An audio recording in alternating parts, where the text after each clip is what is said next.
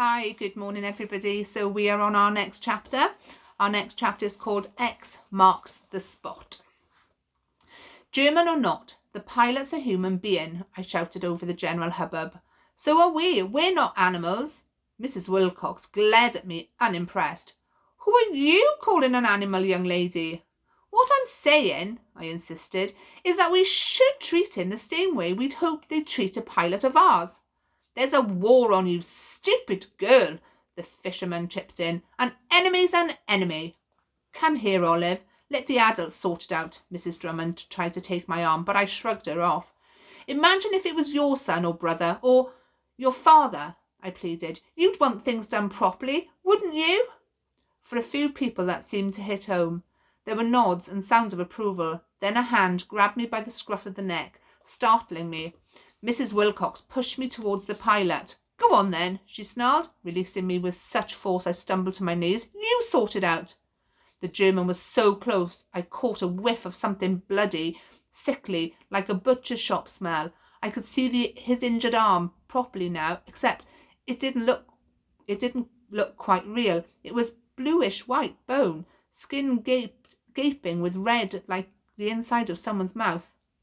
The ground tilted beneath my feet, and the next thing I knew, someone had pushed my head between my knees. Mrs. Henderson was beside me, her arm around my shoulders. You had a little faint, lovely. And then a voice much louder than mine cut through the noise. What on earth is going on? Everyone fell quiet. Looking up, I saw Queenie, hands on her hips, her gaze flitting over the crowd. I felt rather silly for fainting. She spotted Mr. Spratt. Did you allow this to happen? She asked. Now, just a minute, Mr. Spratt protested. I suggest you watch your tone. Queenie talked over his head. You should be ashamed of yourselves, all of you. People stared at their feet, embarrassed. As Queenie made towards the pilot, Mrs. Wilcox stood in her way. Can I remind you that this is my land? And this is my country, Mrs. Wilcox, during a time of war, so I'd advise you to step aside and let me escort the prisoner to where the military police can arrest him. Mrs. Wilcox didn't reply. I gulped uneasily, wondering if the mood of the crowd was about to change again. If you don't move out of my way, Queenie said frostily, you'll be in breach of international law, and with this crowd as my witness, I'll be taking you to the military police as well as our enemy here. The two women squared up to each other. Finally, with a terse sigh, Mrs. Wilcox moved back. The rest of the crowd parted to let Mrs. Henderson and Miss Carter through. They went straight to help Queenie, who was trying to get the pilot to sit up, but even the tiniest movement made him yelp in pain. This arm needs a splint, Mrs. Henderson was saying. The guards swung a bit as I stood up. The ground swung a bit as I stood up, but as long as I didn't look at the pilot, I was fine. The doctor needs fetching. Olive, can you manage that? Mrs. Henderson asked. He's called Dr. Morrison, and he lives in the last house before the church. I nodded. I knew where it was. Good girl, quick as you can. Glancing over her shoulder, I noticed Queenie crouched beside the pilot, holding his hand. She was speaking to him very quietly. The one word I caught was 9. In a sudden moment of panic, I was sure she was talking about Suki's note, but then I twigged the tone of her voice, calm, clear, sensible. Suki once said she would learn a few German words, just in case they invaded us. She taught us no and yes, please don't shoot, and do you love oranges? So I knew 9 wasn't just an English word. It was a German one too, spelled 9, N-E-I-N. True, Mr. Spratt's words. By sunset that day, the paint job was finished. Budmouth Point Lighthouse now looked like an enormous sandcastle and was probably about as much use as one. Surrounded on all sides by grey sea, grey sky, and even greyer beach, it was devilishly hard to pick it out. It made everyone more concerned for the missing boat from France. There were quicksands, rocks, all manner of hazards. Ephraim had told us. How awful would it be to escape the Nazi only to die the moment you hit the Devon coast? As soon as I told Ephraim about the washed-up suitcase, he went off in search of it. Meanwhile, Cliff said he still felt iffy, so Pixie belly-crawled under the blankets to keep him company, and I sat at the foot of the bed. I saw the German pilot through my binoculars. He was trying to turn the plane so he didn't hit us. Cliff looked flushed in the cheeks. I wasn't sure if it was the excitement of the near miss or a nasty fever causing it. Queenie spoke to him in German, I told him. What do you make of that? Cliff pulled a face. That she's clever? It wasn't as exciting an idea as her being a double agent or spying for Great Britain, but it was probably nearer the truth. I was beginning to be rather in awe of Queenie. She had that quiet authority that made you respect her, even if she wasn't overly friendly. Unlike Suki, she didn't need everyone to like her. In her old baggy sweaters, I don't think she even cared. She simply did what she thought was right and stuck to her guns. It was this, to me, that made her impressive. Queenie's convinced Suki's not involved in any of this, I mused. What do you think? But Cliff had already fallen to sleep. For a while I sat listening to the wind as it got stronger, making eerie whistling sounds at the windows. Then I stared, imagining huge waves crashing over a tiny boat and whoever suitcase we'd found clinging on for dear life. Hoping to distract myself, I wrote a quick postcard to Mum. And here's the postcard. You'll be able to see it in the pictures on Kahoot. Tuesday the 18th of February 1941. Dear Mum, we went for a walk on the beach today with Ephraim's dog Pixie.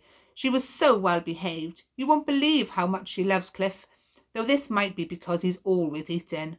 All splendid here, like a holiday. So long, Olive. Don't think Oliver's been completely truthful there with her mum, has she? I wonder why she decided to tell Mum that everything was okay and that she'd just been for walks with Pixie rather than saying anything about the pilot and about the plane crashing. Why do you think she didn't tell Mum that? It was all lies, of course. Stupid, silly lies to stop Mum being sadder than she already was. Writing it didn't slow my churning brain either, so when Ephraim returned with the suitcase and called me to the sitting room, I took Susie's note with me. The suitcase from Vienna sat dripping on the floor.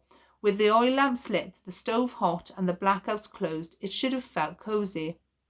Yet from somewhere a chilly draught breathed around our necks. The suitcase probably is from the French boat, Ephraim admitted miserably. Or it could mean they're very close, I suggested. Maybe they've landed already? Ephraim shook his head.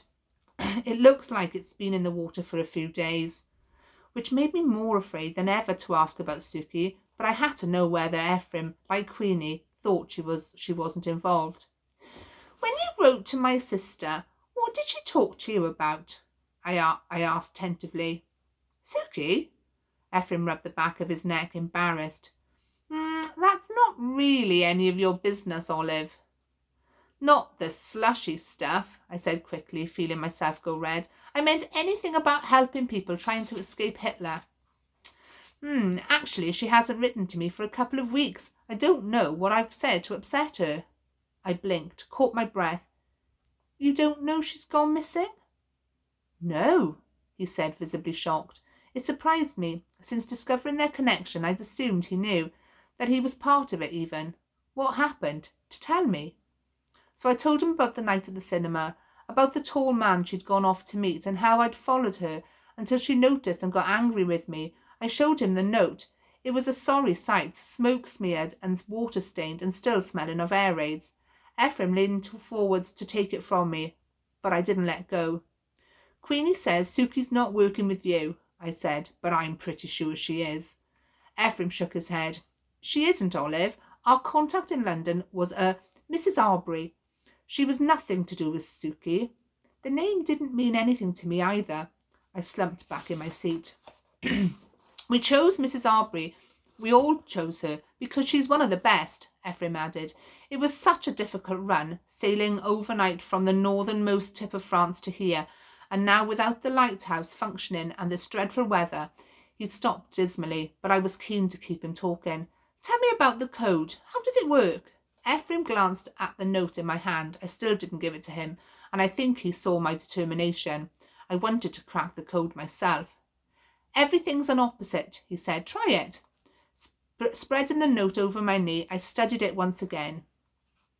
And it says, day 9, I-26 8 T/U I J 26, 9, 16, 19, 12, 6, 8, I, B 26, T, dash 50.26, B 12, 13, 20, plus 3.6. If the code worked on opposites, then day would be night. And on a clock face, the opposite of 9 was 3, which must mean day 9 was night at 3. 3 o'clock in the morning, the sort of time people did things they didn't want anyone else to know about. Opposites, I reminded myself. Day equals night, so the opposite of the alphabet might be numbers. Could A equal 1 and B equal 2, right up to Z equals 26? I tried it on the next line of the note. I, 26, AT, stroke, U, I, swapping letters for numbers and numbers for letters until I ended up with a different code. 9ZH20-219. It still didn't mean anything. What if the numbers, letters idea worked as opposites from A equals 26 down to Z equals 1? Each line started and ended with a letter. Were they opposites too? I tried swapping A with Z and so on, but that didn't work either. I was stuck again. I went back to the opposite idea, day, night, light, dark, yet it still didn't seem to fit. I'd always been rubbish at codes. Last summer holidays, Cliff and his friends invented one you had to read backwards in the mirror, and I couldn't even break that, though you'd hardly expect an important wartime message to be written in a simple schoolboy code. Or would you? I looked at the note again. Could the alphabet be a sort of reflection? If you halved it and went backwards, so A became M, which meant the first line read as E26AT stroke SE. Now for the numbers. For my brain, this bit was harder. Keep thinking backwards, I told myself. So I swapped all the numbers for letters starting from the opposite end of the alphabet with 26 equals A. The result this time was different. And it says day 9, east stroke southeast, dark house, lat minus 50.26, long plus 3.6. I was getting somewhere. The message almost made sense, especially if you remembered that east southeast was really west southwest. The last lines, looking like directions on a map, were also probably opposites, and it was obvious that what dark house meant. I wasn't sure any of this was good news, though. Well, Ephraim asked expectantly. I shook my head. Cracking the code had confirmed my worst fears. She was coming here. The note says dark house, and there are numbers like you get on maps. She was on the missing boat. Ephraim frowned. That can't be right. It must be. The man she met gave her the details and she hid them in her pocket. But then she lost the coat, didn't she? So your boat full of visitors tried to make the crossing without the information. That's why their journey went wrong. Ephraim blew out his cheeks. Well, I asked, that's it, isn't it? No, it isn't. But I did the opposite thing you said, and... Show me the note again, Ephraim demanded. This time I handed him the piece of paper. He read it in seconds. What do you think it says? I asked. Ephraim scratched his head so his hair stood up on the end. The boat was meant to come here, you're right, but I still can't see how Suki would have got hold of this information. What do we do now? Ephraim stood up. I need to speak to the others, he said, clearly agitated. This changes everything. If the instructions never got to Mrs. Arby in the first place, those poor people might still be in France. I dread to think what's happened to them if that's the case. So do you believe me now? You think Suki's involved? He hesitated. I really hope not. It was a grim answer, for it meant the boat I was certain my sister was on was unlikely ever to arrive. And that's the end of the chapter. Good luck with your quiz.